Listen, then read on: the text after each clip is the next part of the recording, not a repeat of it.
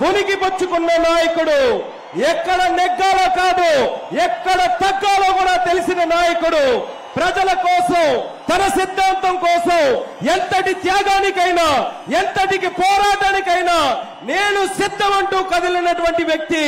The one person who can never be bought for what he is, one and only జనసేనాని power star Pawan Kalyan గారిని మాట్లాడవలసిందిగా కోరుతున్నాను.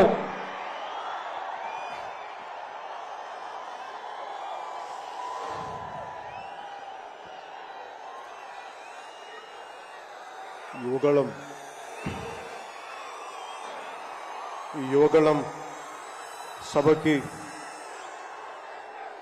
ఆహ్వానించిన జాతీయ అధ్యక్షులు కింజరాపు అచ్చెన్నాయుడు గారికి, రాష్ట్ర తెలుగుదేశం అధ్యక్షులు కింజరాపు అచ్చెన్నాయుడు గారికి, తెలుగుదేశం జాతీయ అధ్యక్షులు శ్రీ నారా చంద్రబాబు నాయుడు గారికి, యువ నాయకులు, తెలుగుదేశంని ముందు తరంకి నడిపిస్తున్న యువ నాయకులు శ్రీ నారా లోకేష్ గారికి, వేదిక పైనున్న తెలుగుదేశం పెద్దలకి, తెలుగు మహిళలకి, తెలుగుదేశం కార్యకర్తలకి, తెలుగుదేశం నాయకులందరికీ పేరు పేరున నా హృదయపూర్వక నమస్కారం. ఈ వేదిక పైన ఉన్న జనసేన నాయకులకి, పిఐసి చైర్మన్ నాదెళ్ల మనోహర్ గారికి, ఇక్కడికి వచ్చేసిన జన సైనికులకి, సభకు మద్దతుగా వచ్చిన వీర మహిళలకి నా హృదయపూర్వక నమస్కారం. మా సోదరులు, సోదర సమానులు శ్రీ నందమూరి బాలకృష్ణ గారికి నా ప్రత్యేక నమస్కారం. ఈ సభని, యువగళాన్ని సభ ఇలా జరుగుతుంది, నన్ను ఆహ్వానించాలని ప్రతిపాదన వచ్చినప్పుడు నేను నాదెళ్ల మనోహర్ గారికి ఒకటి చెప్పాను. 220 రోజుల పైచిలుకు పాదయాత్ర చేసి 3000 కిలోమీటర్ల పైగా నడిచి 97 నియోజకవర్గాలు ప్రత్యక్షంగా అక్కడున్న ప్రజల కష్టాలన్నీ, సాధక బాధలు తెలుసుకొని, ఇది లోకేష్ గారి రోజు, ఇది ఆయన రోజున ప్రత్యేకించి ఆయనే ఉండాలి తప్ప ఇంకా వేదిక పైన నేను ఉండడం సబబా అంటే కాదు, మీరు ఖచ్చితంగా ఉండాలి అని లోకేష్ గారు మనస్ఫూర్తిగా నన్ను ఆహ్వానిస్తే 4 దశాబ్దాల సుదీర్ఘ అనుభవంతో ముఖ్యమంత్రిగా, ప్రతిపక్ష నాయకులుగా శ్రీ నారా చంద్రబాబు నాయుడు గారు ఆహ్వానం మేరకు మనస్ఫూర్తిగా నేను ఈ ఆహ్వానాన్ని మన్నించి ఇక్కడికి వచ్చాను. పాదయాత్ర జగన్ గారి పాదయాత్ర లాంటిది కాదు, ఇది బొగ్గలు నిమిరే పాదయాత్ర కాదు, ఇది కష్టాలు తెలుసుకున్న పాదయాత్ర, మాటలతో ఉన్న పాదయాత్ర కాదు, చేతలతోటి చూపించే పాదయాత్ర. అలాంటి పాదయాత్రని చేసిన లోకేష్ గారికి మనస్ఫూర్తిగా నా ధన్యవాదాలు తెలుపుకుంటా ఉన్నాను. ఒకసారి నాకు పాదయాత్ర చేస్తున్నప్పుడు చాలా అసూయ ఉంటుంది. నేను నడుద్దామంటే నాకు నడవనిచ్చే పరిస్థితి ఉండదు. పాదయాత్ర వల్ల చాలా అనుభవాలు ఎదురవుతాయి, చాలా మందితో సాధక బాధలు తెలుసుకోవచ్చు, కష్ట సుఖాలు పంచుకోవచ్చు. అలాంటి అవకాశం నాకు లేనందుకు ఈరోజు నాకు చాలా బాధగా. అలాంటి నాకు రాని అవకాశాన్ని లోకేష్ గారు దిగ్విజయంగా చేయటం, పూర్తి చేయడం నాకు చాలా ఆనందంగా ఉంది. మన ఆంధ్రప్రదేశ్ స్ఫూర్తి భారతదేశానికి చాలా కీలకమైనది. ఈ రోజున భాషా ప్రయుక్త రాష్ట్రాలు ఏర్పడ్డాయి అంటే పొట్టి శ్రీరాములు గారి బలిదానం, త్యాగ ఫలితం. ఆయన స్ఫూర్తి వల్ల ఈ రోజున మనకి భాషా ప్రయుక్త రాష్ట్రాలు ఏర్పడ్డాయి. సో భారతదేశానికి మనం చాలా స్ఫూర్తినిచ్చిన నేల ఇది. అలాగే ఐఏఎస్లు, ఐపీఎస్లు ఉమ్మడి ఆంధ్రప్రదేశ్కి రావాలని ఉవ్విళ్ళూరేవారు. ఈ ఐఏఎస్ అకాడమీల్లో, నైనిటాల్లో ఉండే అకాడమీస్లో ప్రతి ఐఏఎస్ అధికారి చెప్పేది ఆంధ్రప్రదేశ్ ఒక మోడల్ స్టేట్, అది అక్కడికి వెళ్ళాలి. ఈ రోజున అలాంటి ఆంధ్రప్రదేశ్ ఎందుకు వెళ్ళకూడదో ఆ మోడల్ కింద అయిపోయింది ఈ జగన్ గారి నాయకత్వంలో. నేను చంద్రబాబు గారు జైల్లో అన్యాయంగా పెట్టినప్పుడు నాకు చాలా బాధ కలిగింది.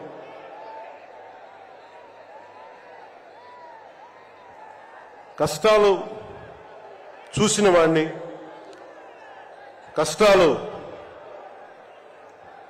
దగ్గరగా పెద్దల నుంచి చిన్నప్పటి నుంచి చూసిన వాడిని, కష్టాలు అనుభవించిన వాడిని, ఓటమి వచ్చినప్పుడు ఒంటరితనం ఎలా ఉంటుందో తెలిసిన వాడిని, ముఖ్యంగా శ్రీ నారా చంద్రబాబు నాయుడు గారి కుటుంబ సభ్యులు వేదన అర్థం చేసుకున్నవాడిని,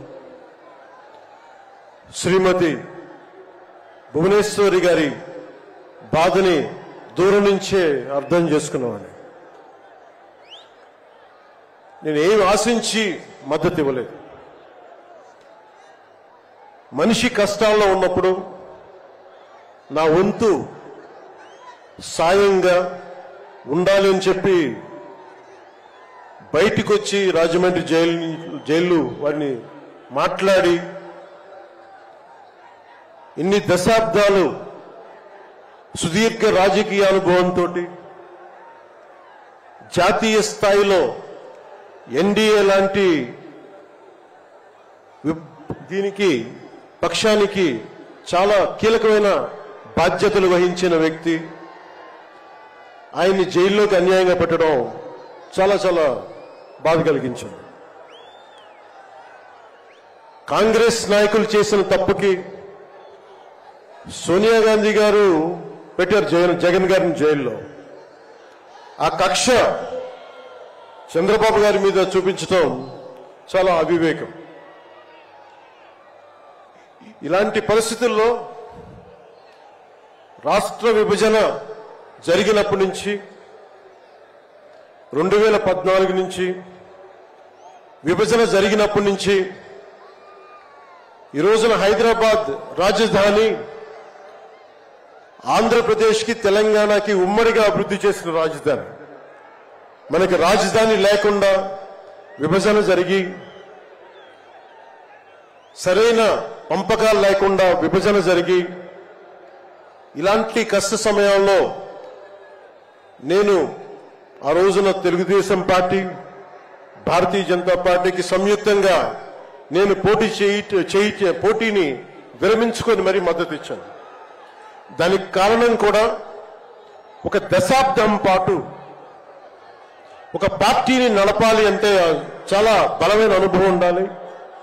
కూర్చొని అనుభవంతో భవిష్యత్తులో పార్టీ చాలా అవసరం అని చెప్పి నేను ఒక దశాబ్ద కాలం పాటు ప్రత్యక్ష రాజకీయాల్లో ఉందాం అని ఆలోచించి ఆ రోజున తెలుగుదేశం పార్టీకి మద్దతు తెలిపాం. ప్రభుత్వం వచ్చింది ఆ రోజున. దురదృష్టవశాత్తు చిన్న అభిప్రాయ భేదాలు కావచ్చు, కమ్యూనికేషన్ గ్యాప్ వల్ల కావచ్చు, 2019లో అది ముందుకు తీసుకెళ్ళలేకపోయాం. ఆ తీసుకెళ్లలేని లోటు, దాని తాలూకు రియాక్షన్ వైఎస్ జగన్ ప్రభుత్వం వచ్చేసింది.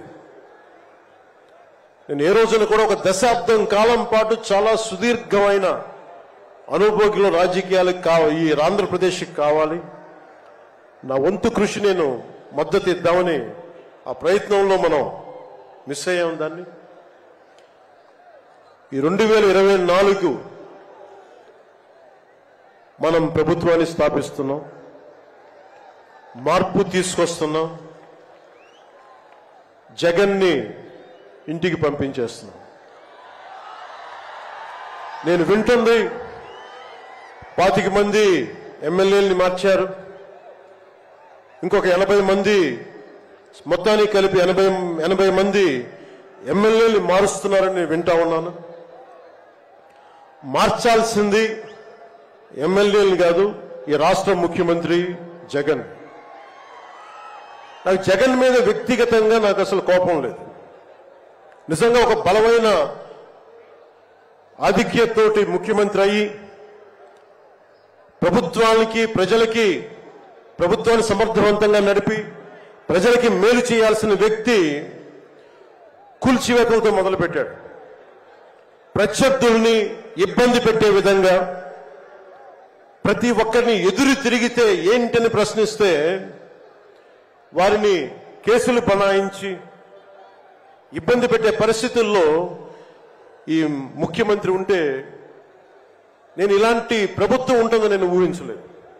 ఆయన స్వయంగా ప్రమాణ స్వీకారానికి నన్ను ఆహ్వానించినప్పుడు వారికి ఒకటే తెలియజేశాను, మీరు చాలా సమర్థవంతంగా పరిపాలించండి, ప్రజలకి మేలైన ప్రభుత్వం ఇవ్వండి, మేము ఒక పార్టీగా ప్రజల పక్షాన్ని వహించి సద్విమర్శే చేస్తాం అని అంటే చెప్పి ఆయనకి నా శుభాకాంక్షలు తెలియజేశాను.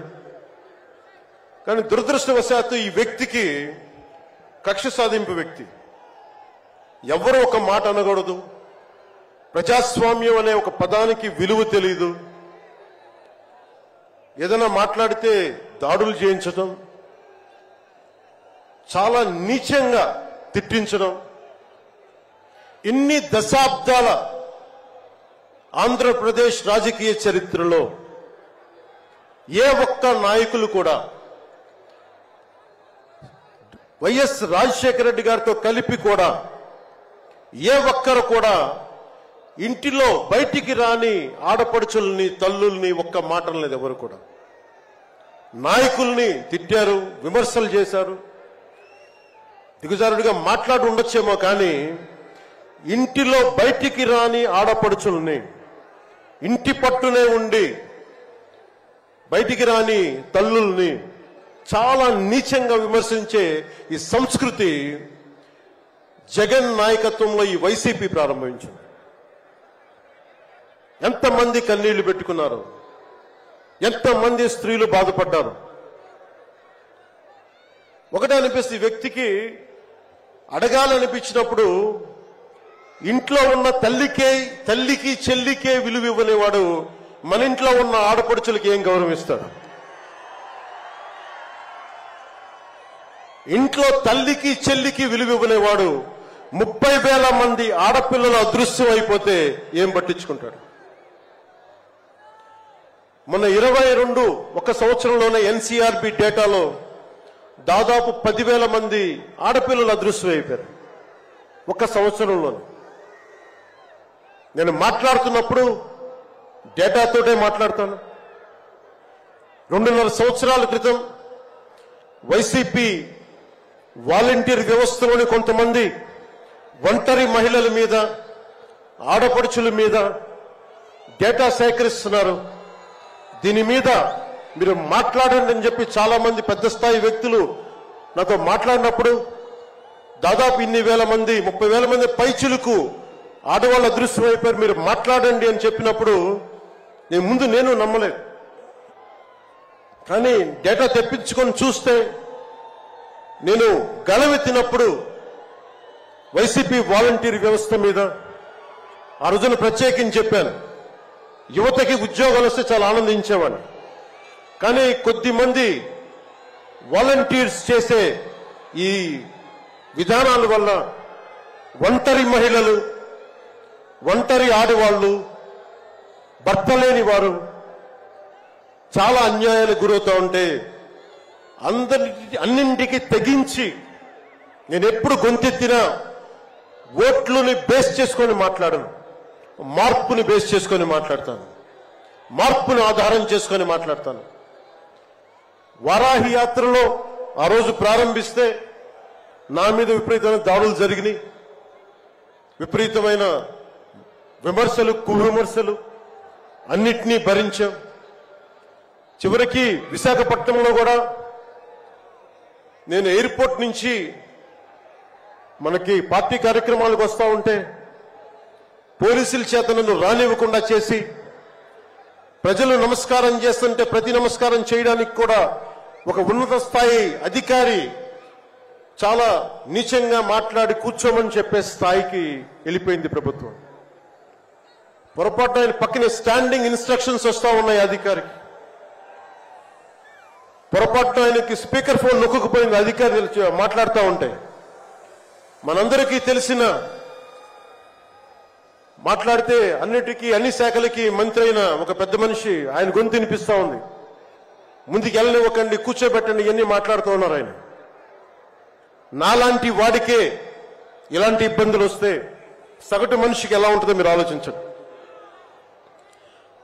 సుదీర్ఘమైన అనుభవం ఉన్న శ్రీ చంద్రబాబు గారికే ఇలాంటి పరిస్థితులు వచ్చినప్పుడు సగటు మనిషికి ఎలా ఉంటుంది?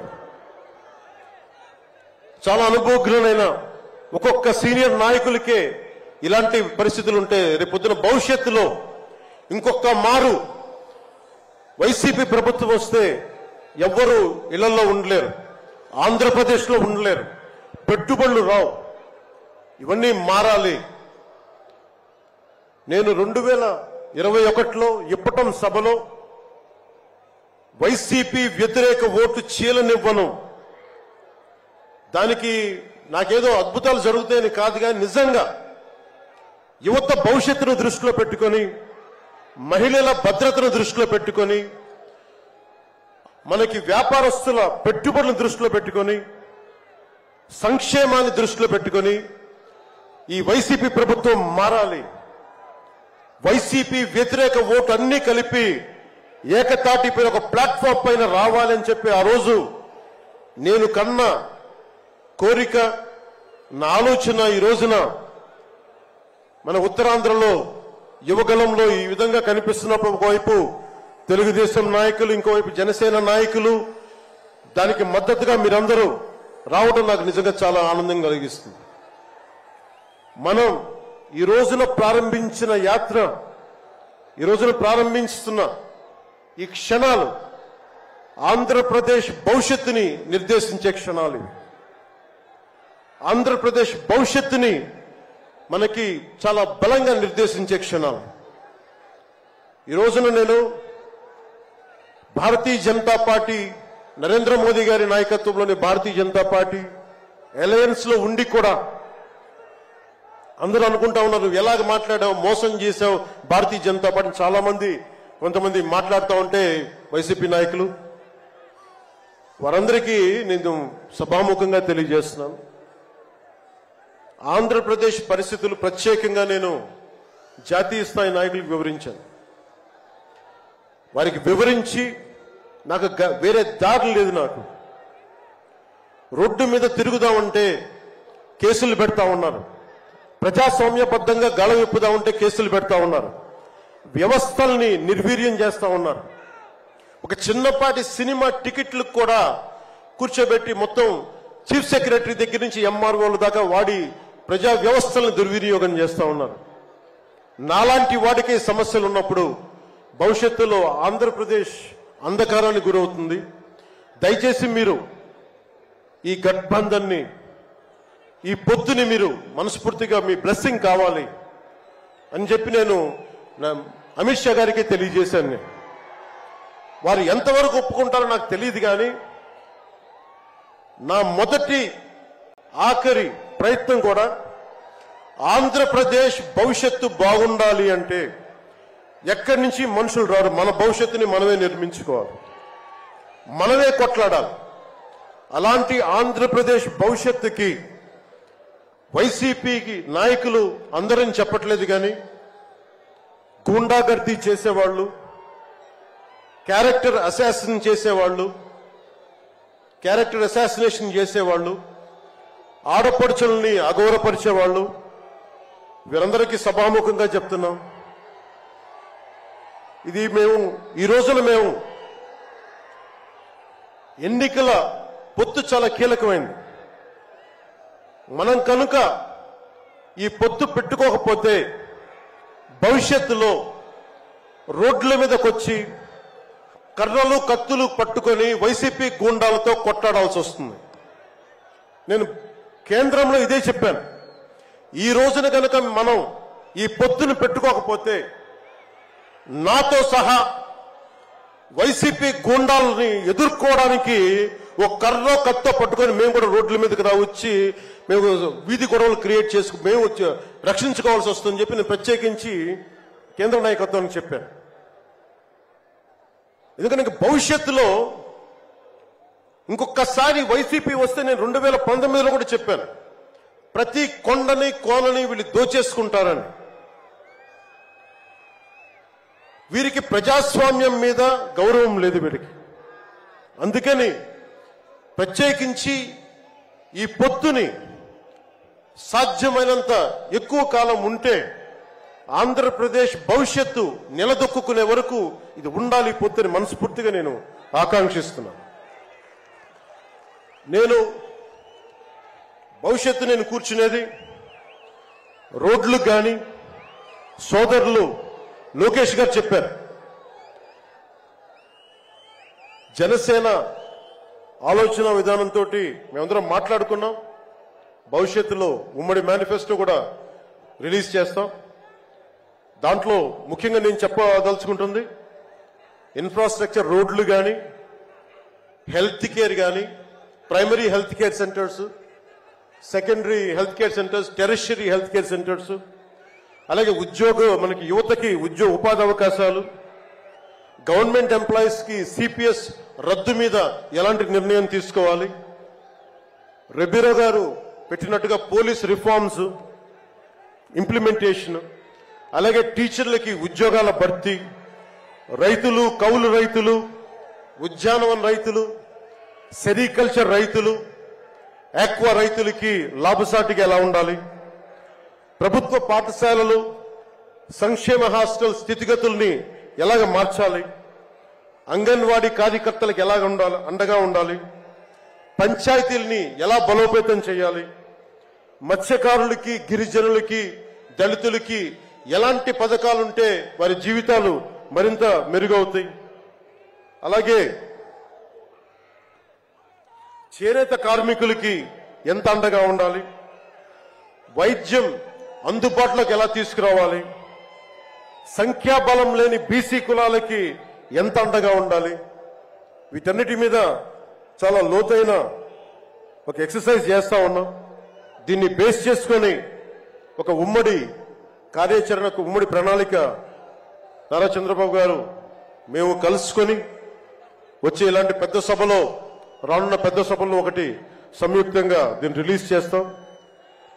ఈరోజు నేను ప్రత్యేకించి నా మాటని, ఇది లోకేష్ గారి రోజు కాబట్టి, ఆయన కష్టపడి ఆయన రోజు కాబట్టి నేను నా ఉపన్యాసాన్ని కుదించే మాట్లాడుతున్నాను. ముగింపు వాక్యాలుగా నేను మాటకి, మైత్రికి చాలా విలువనిస్తాను. కష్టాలు వస్తే ఒంటరితనం ఎలా ఉంటుందో అనుభవం ఉన్నవాణ్ణి. తెలుగుదేశం ఆది నాయకులు కొండంత కష్టంతో ఉన్నప్పుడు వారు, వారి కుటుంబం, వారి పార్టీ కార్యకర్తలు, వారి పార్టీ నాయకులు మీరు కొండంత కష్టంలో ఉన్నప్పుడు నేను అర్థం చేసుకున్నవాణ్ణి. వ్యక్తి ప్రయోజనాలు, వర్గ ప్రయోజనాలు, పార్టీ ప్రయోజనాలు అన్నిటినీ దాటి ఒక తోటి మనిషిగా, ఒక సాటి మనిషిగా నేను మీకు అండగా నిలబడ్డాను. దాన్ని ఏమి ఆశించి చేయలేదు. నేను ఆశించిందల్లా 5 కోట్ల మంది ఆంధ్రప్రదేశ్ ప్రజల భవిష్యత్తుకి బలంగా నిర్మించడానికి మనం సంయుక్తంగా కలిసి రావాలని ఒక ఆలోచన తప్ప నేను ఏ ఆలోచన పెట్టుకోలేదు. ఈ మైత్రి, ఈ స్ఫూర్తి అందరూ సమిష్టిగా వచ్చే చాలా సంవత్సరాల వరకు దీన్ని కాపాడుకోవాలని ఆశిస్తూ నా ఉపన్యాసాన్ని ముగిస్తున్నాను. మీ అందరికీ పేరు పేరున ధన్యవాదాలు తెలుపుకుంటూ, ఇందాక లోకేష్ గారు చెప్తున్నట్టుగా హలో ఏపీ చెప్పుకుందాం ఒకసారి. Hello AP, hello AP. వైసీపీకి బాయ్ బాయ్ చెప్తాం, మన ప్రభుత్వాన్ని స్థాపించుకుందాం, భవిష్యత్తు నిర్మించుకుందాం అని తెలియజేసుకుంటూ మీ అందరికీ పేరు పేరున ధన్యవాదాలు తెలుపుకుంటూ, తెలుగుదేశం జనసేన మైత్రి వర్ధిల్లాలి, ఇది చాలా అద్భుతంగా సాగాలని మనస్ఫూర్తిగా కోరుకుంటూ, దీనికి బీజేపీ అధినాయకత్వం సంపూర్ణమైన ఆశీస్సులు అందజేస్తారని మనస్ఫూర్తిగా ఆకాంక్షిస్తూ సెలవు తీసుకున్నాను. జై హింద్. పవన్ కళ్యాణ్ గారి నాయకత్వం, పవన్ కళ్యాణ్ గారి నాయకత్వం, పవన్ కళ్యాణ్ గారి నాయకత్వం. ధన్యవాదాలు పవన్ కళ్యాణ్ గారు. తరువాత సభ నడిపించవలసిందిగా పయ్యాల కేశవ్ గారిని కోరుతున్నాం. అందరికీ నమస్కారం. ఎవరి కోసం మన ఈ ఎదురు చూపులు? ఎవరి కోసం? ఎవరి స్పీచ్ కోసం ఎదురు చూపులు? ఎవరి కోసం? ఎవరి కోసం? మండు టెండలో మధ్యాహ్నం 2 గంటలకు వచ్చారు. మంచు కురుస్తున్న 8 గంటలైనా ఒక్కరంటే ఒక్కరు కూడా కదలకుండా కూర్చున్నారు. మీలో కసి పట్టుదల ఎంతుందో, ఇటు 20 కిలోమీటర్లు అటు 20 కిలోమీటర్లు ట్రాఫిక్ జామ్ అయి ఇక్కడున్న వాళ్ళకి 3 రెట్లు బయట ఉన్నారు. ఇది ఈ మేలు కలయిక కోసం ఈ తెలుగు నేల ఎదురు చూపులు. బాబు ఫైర్ క్రాపర్స్ ఆపితే